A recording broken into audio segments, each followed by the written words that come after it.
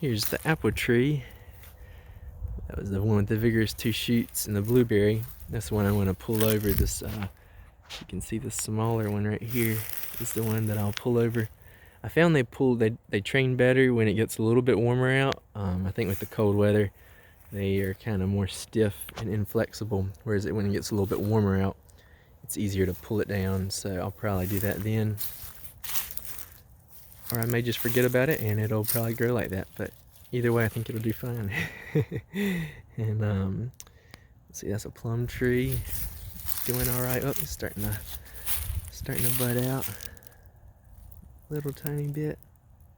See those buds right there coming out. This apple tree is really interesting. It kept these leaves all winter long, and I tested it, and it kind of they can just gently tugging on it.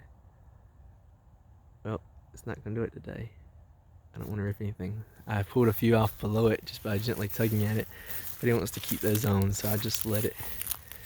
This one was the one pulled over.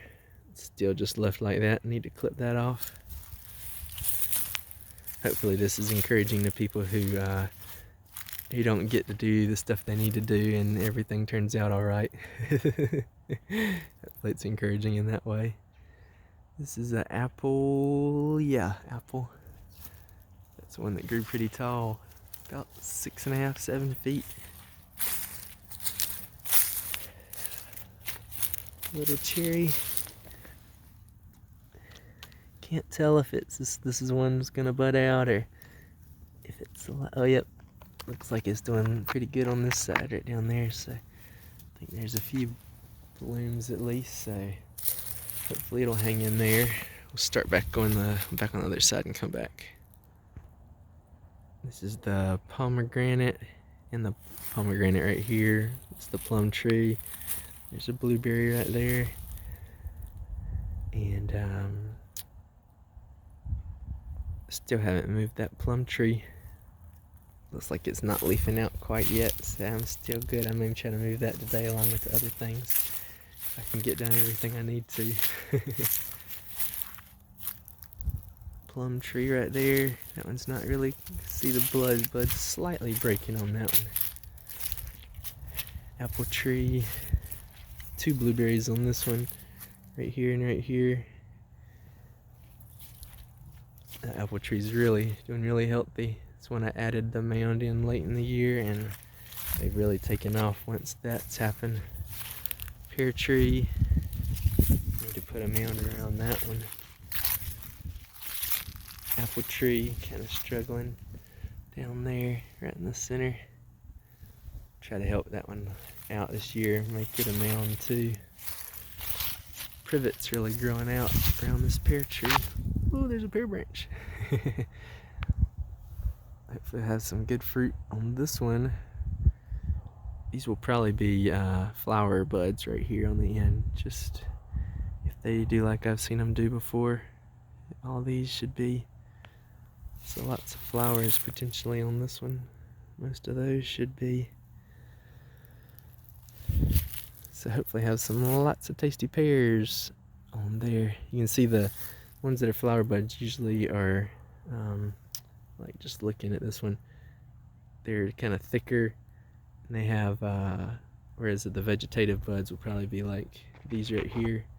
They're smaller buds, whereas like this might be a flower bud most likely right there coming out. They get quite thick,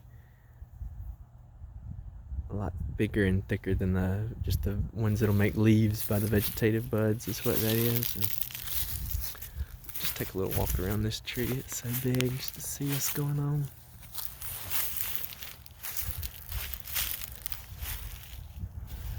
There's a bird's nest. I think that was from last year.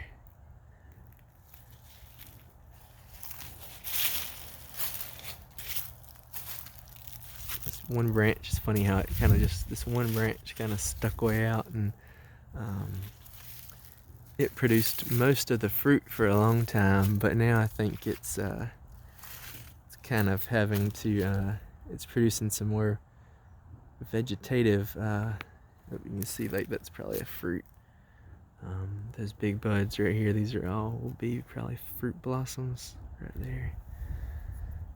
But it's got a lot of vegetative buds right now. It's probably recovering from producing so much fruit for so long. Sent up these crazy shoots, and this tree I pruned was one that I way over pruned, and so it just sent up all these water.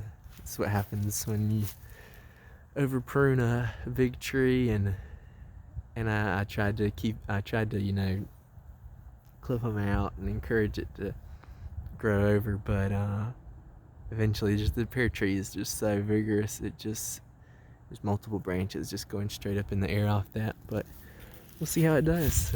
It seems to be healthy. You can see it sent out that huge one right there. It's like a little mini tree just growing right off that side branch.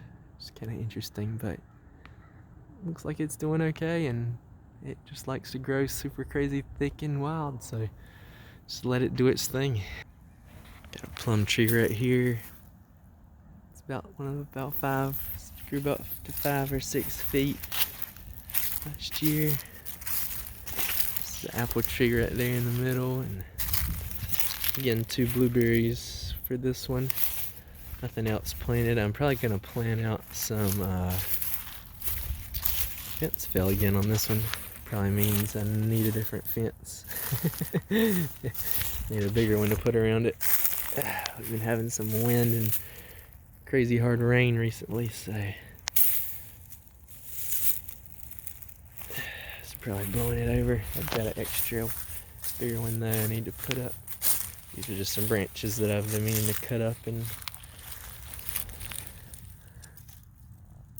lay down at the, just looking at it, see it looked like it was blooming almost, but I don't think it is. I think it's just dead blooms.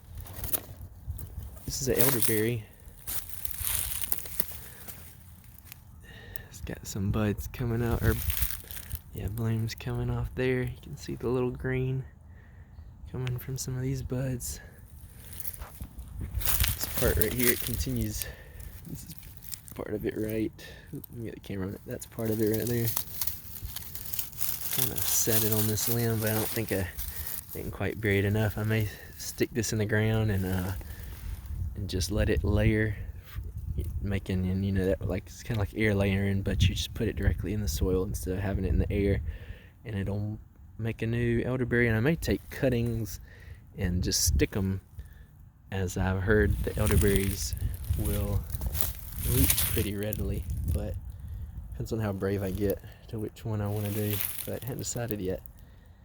So if you've had success with elderberries, leave me a comment and let me know your experiences. I'd be eager to hear how yours went.